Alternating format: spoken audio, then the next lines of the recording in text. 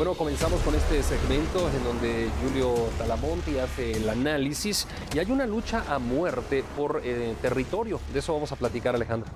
Así es, Andrea, estaremos abordando este tema luego de conocer la muerte de un joven de 22 años de edad, todo por la disputa de territorio entre pandillas. Julio Talamonti nos acompaña. Bienvenido, buenas tardes. Gracias, buenas tardes, Alejandra. Andri, buenas tardes y a usted en casa también. Es algo que lamentablemente en el contexto social guatemalteco ya no nos debe extrañar. Las pandillas, recuérdelo usted rápidamente, surgieron como pandillas allá en la ciudad de Los Ángeles a mediados de la década de las 80. Con el fenómeno de las deportaciones, muchos de los que allá, entre guatemaltecos, salvadoreños, hondureños, fueron pandilleros, se trasladaron a las calles de Centroamérica. Acá se convirtió en la tribu urbana conocida como la Mara, ¿no? Que son estos individuos que hacen todo tipo de delitos, particularmente asesinatos, extorsiones y sicariato, de una manera bastante salvaje. Pero algo que es muy importante, Alejandra y Andy, recordar es, número uno, de las dos pandillas surge primero la MS-13 y después el Barrio 18. Eso allí ya dio vida a una situación, a una guerra a muerte entre pandillas que jamás va a terminar, y dio vida a otra situación que es la que hoy estamos evidenciando, la lucha por el territorio. Recordemos que en Guatemala, al final de cuentas, de las dos pandillas es el Barrio 18 la que ocupa el mayor territorio. Talamonti, la lucha a muerte por un territorio. La palabra muerte es, literal. Literal, ¿no? La lucha a muerte por un territorio, Talamonti, mi pregunta puntual es, ¿la muerte de la cual hablamos es hacia los integrantes de otra pandilla o es hacia los vecinos? A ver, Andri, aquí hay varias cosas interesantes en esta pregunta. Número uno, dentro del concepto en sí de la idiosincrasia de una Mara, ¿verdad? Que es bien difícil para nosotros lograr entender esa situación. La lucha a muerte, en primer lugar, es entre ellos. El principal enemigo de un salvatrucha va a ser un 18, viceversa, y ellos viven literalmente para estar en esa guerra, para acabarse, para matarse, pero también viven dentro de una guerra interna, llamémoslo así, dentro de su propia Mara. ¿Por qué? Porque al final de cuentas, cada uno de ellos cuando ingresa a la Mara o pandilla quiere llegar a ser el líder de la clica, es decir, del pequeño grupo que tiene ese control territorial en X parte del país o en X colonia. Para llegar a serlo, obviamente tiene que demostrar que es el más malo, el más desalmado, el que más mata, el que realmente causa más males y que los otros le temen.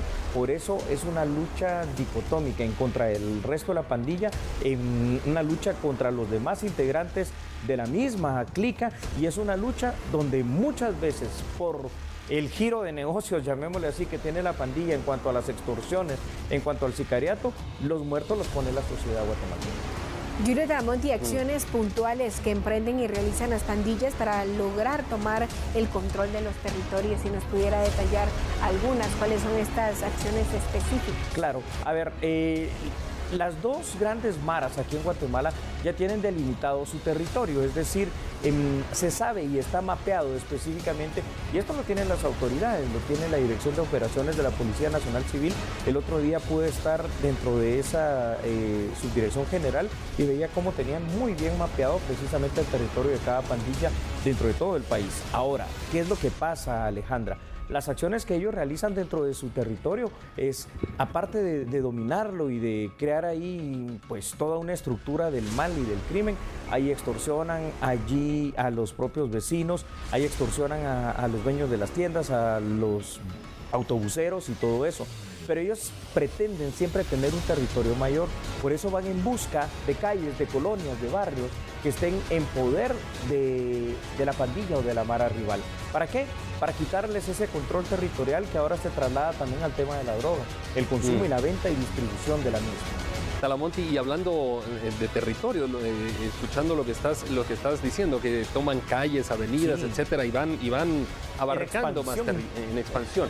¿Hay territorios delimitados en la ciudad, por ejemplo, aquí en la capital, en donde uno puede, digamos, un analista como tú en temas de seguridad puede definir este territorio fulano, este sultano? Sí. Sí, por ejemplo, podemos ver situaciones bien claras en zona 18 guatemalteca, ¿verdad? Zona 18 que, por cierto, ya está haciendo las gestiones para convertirse en un municipio por lo grande territorialmente. Interesante que es, eso también. Exactamente, claro. Y por el tema de la cantidad de habitantes, ya llena los requisitos como tal. Zona 18 es un territorio prácticamente exclusivo de lo que es el barrio 18.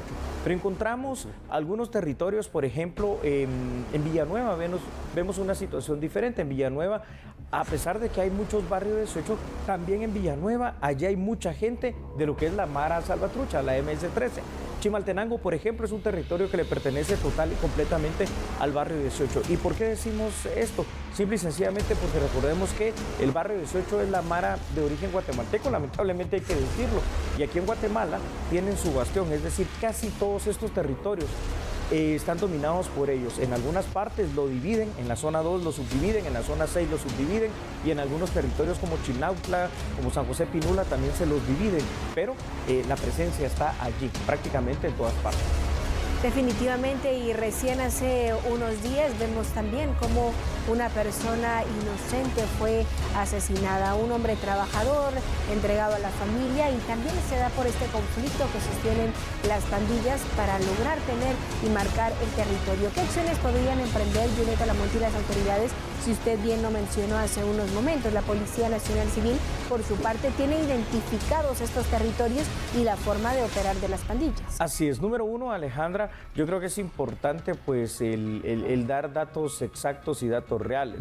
Siempre en el tema de seguridad las autoridades dicen que son alrededor de 15,000 pandilleros, y eso, por favor, absolutamente no es nada cierto. Aquí ya estamos hablando de varios cientos de miles a lo largo de los años. Recuérdense que esto viene desde la década de los años 80 y ha ido en expansión, no en disminución. Entonces, el atreverse a dar un número real en cuanto a las dos maras es bien difícil, pero fácilmente estamos hablando de 200, 300,000 personas involucrados, porque recuerden que no todos son pandilleros, otros son paros, otros son gente que los apoya. Todos los tentáculos, ¿no? Así es. ¿Cuáles son las acciones? Bueno, las acciones tienen que iniciar, obviamente, en los gobiernos municipales, en lo local, en los gobiernos también, digamos, de la propia gente a través de COCODES, de CODEDES, de COCOPRES, decir, este barrio, esta calle ahora va a empezar a ser segura, nos vamos a organizar, vamos a coordinar con la policía, vamos a coordinar con nuestra municipalidad, vamos a coordinar con otras autoridades. A nivel central, aquí no hay otra opción, es decir, esto tiene que ser un trabajo de inteligencia, tiene que ser un trabajo de poner a estas personas tras las rejas, pero tiene que ser un trabajo también donde el sistema penitenciario, ya sea de menores, en este caso la SBS, o el sistema penitenciario de adultos, pueda realmente controlarlos en las cárceles, cosa que no sucede acá.